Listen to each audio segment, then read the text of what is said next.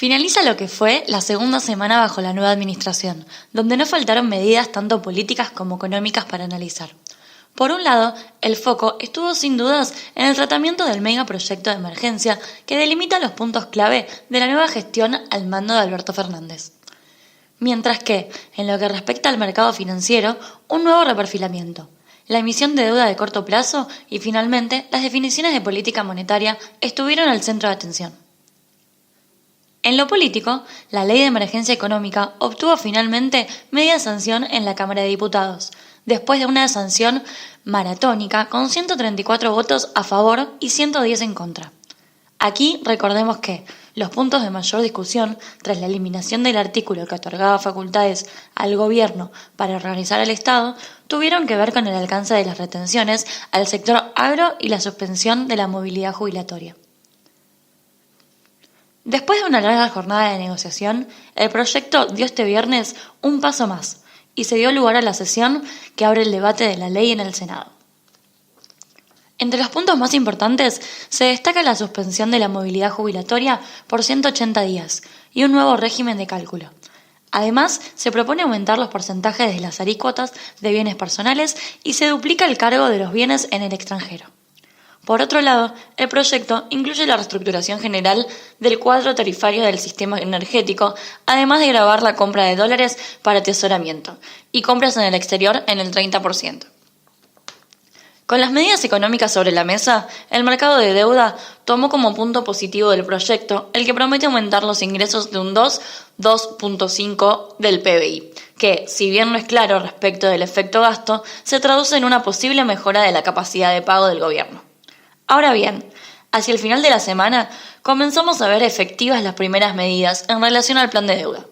Por un lado, el reperfilamiento de las letras en dólares, donde se postergan los pagos hacia agosto de 2020, y a través de la cual el gobierno busca ahorrar unos 9.000 millones de dólares, mientras que por otro lado, la licitación de una letra del Tesoro en moneda local a 6 meses promete ser el primer test del mercado de Guzmán, en lo que sería su primera colocación como ministro de Hacienda. El movimiento reciente de los bonos refleja mayoría de subas, donde si tomamos en cuenta el balance semanal, alcanzaron variaciones de entre 7 y 15% a lo largo de toda la curva. Además, vimos una mejora en las paridades promedio, que se ubican en el orden del 48%, donde el diferencial por legislación se redujo. Para la renta variable vimos cierta recuperación, aunque con una selectividad se mantiene y refleja en el panel líder que no dejó de reflejar números mixtos. En concreto, el S&P Merval logró registrar una suba de algo más de 1% este viernes, mientras que en la semana la variación fue del 5,2% hacia los 36.623 puntos. Si lo medimos en dólares, el índice avanzó levemente a los 500 puntos. En el balance semanal se destacaron las subas de Cresud, Macro y Telecom en 18, 11 y 9% respectivamente. El único rojo fue para Loar en más del 2%. El escenario en el mercado de cambios no es muy distinto a lo que veníamos viendo en las últimas semanas. En este sentido, la tranquilidad se mantiene en la cotización del oficial con un banco central que sigue acumulando reservas, mientras que los volúmenes negociados no superan los 300 millones de dólares en promedio. De hecho, esta semana vimos compras de divisa en unos 160 millones de dólares promedio diario, por las cuales las reservas se ubicaron arriba de los 44.500 millones de dólares. En este contexto, el mayorista no se movió de los 59,82, mientras que en las pantallas minoristas la divisa retrocedió apenas 7 centavos para cerrar en 63 pesos. Lo que sí se vio fue un salto en el mercado informal, después de que el gobierno presentara el nuevo impuesto. El billete trepó casi 10 pesos a 76, alcanzando niveles superiores a los que surgen de la operatoria de bonos, pero todavía por debajo de la brecha del 30%, que implicaría el dólar turista o de atesoramiento. Por su parte, el contado con liqui retrocedió 74 centavos a 73,30, alcanzando una brecha con el dólar oficial, 22%, mientras que el MEP finalizó en 71 y un spread de 18,8%. En el plano monetario, ya con el nombramiento oficial de los directores del Banco Central, se consolidó la baja de la tasa del ELIX en 5 puntos porcentuales. Así, la tasa en 58%, el central contrajo hoy algo más de 54 millones. Ahora bien, No hay que dejar de mencionar que el límite establecido por el Copom rige únicamente para los próximos 7 días, ya que busca ser una prueba de la reacción del mercado, pero que igualmente impactará en el resto de las tasas que ya venían acelerando su caída. De hecho, si tomamos como referencia la Badlar, esta descendió 0,3% en la semana para ubicarse en 41,6%. Las principales plazas internacionales no reaccionaron a las noticias en el eje político y volvieron a registrar nuevos máximos históricos. Donald Trump se convirtió esta semana en el tercer presidente de Estados Unidos que tendrá que enfrentar un juicio político, luego de que la Cámara de Representantes lo acuse formalmente de abuso de poder y obstrucción de la justicia. De todas formas, el hecho no pareciera preocupar mucho a los mercados, teniendo en cuenta que todavía falta la aprobación del Senado, donde la mayoría está en manos de los republicanos. Por el momento, los inversores siguen atentos a la relación entre Estados Unidos y China, cuyo acuerdo comercial de fase 1 podría firmarse a principios de enero del próximo año. De hecho, esta semana no faltaron declaraciones del presidente norteamericano afirmando que mantiene una muy buena conversación con el presidente del país asiático y asegurando que China ya inició compras de productos agrícolas a gran escala.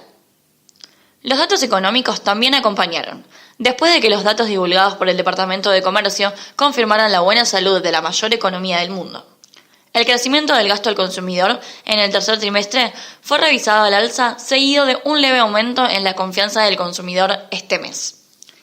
Además, como dato positivo, se confirmó el ritmo de crecimiento del PBI americano del 2,1% en el tercer trimestre del año. En este contexto, los índices más importantes de Wall Street acumularon subas de entre 1 y 2% en la semana. Por otro lado, en Europa, la victoria de Johnson la semana pasada fue solo el comienzo del camino hacia el Brexit. Ahora queda ver cuál será el próximo movimiento del primer ministro, para poder obtener la aprobación de una nueva votación del acuerdo que, eventualmente, resultará en la salida de la Unión Europea el próximo 31 de enero. Por el momento, las mejoras en el frente comercial impulsaron también a las principales plazas europeas a registrar subas de hasta 1%.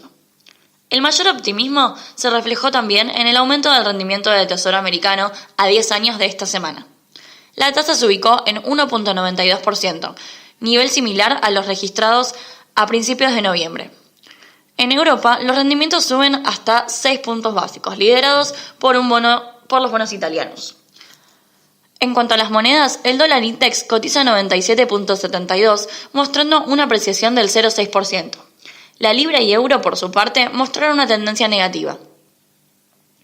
Hacia adelante nos esperan los últimos días del año que, si bien será una semana corta, traerá varios frentes a considerar. Recordemos que el próximo 24 y 25 de diciembre no habrá actividad bursátil. Acá el resultado de la primera colocación de deuda del nuevo gobierno es un punto clave, el cual se conocerá este lunes y que terminará por definir la línea de estrategia sobre los pesos que vencen los próximos meses. En cuanto a la agenda macro, conoceremos el resultado de la balanza comercial correspondiente al mes de noviembre y el desempeño de la actividad económica durante el mes anterior. En lo externo, los mercados sí operan el día 24, aunque en una rueda muy reducida. Ahora bien, en la última semana del año, con los índices americanos en zona de máximos y el frente comercial despejado con la firma en enero del acuerdo de fase 1, no se esperan grandes cambios de tendencia. Habrá que ver qué lectura traerán las estadísticas chinas en relación a la performance del sector industrial y el boletín económico que presentará el Banco Central Europeo el próximo viernes.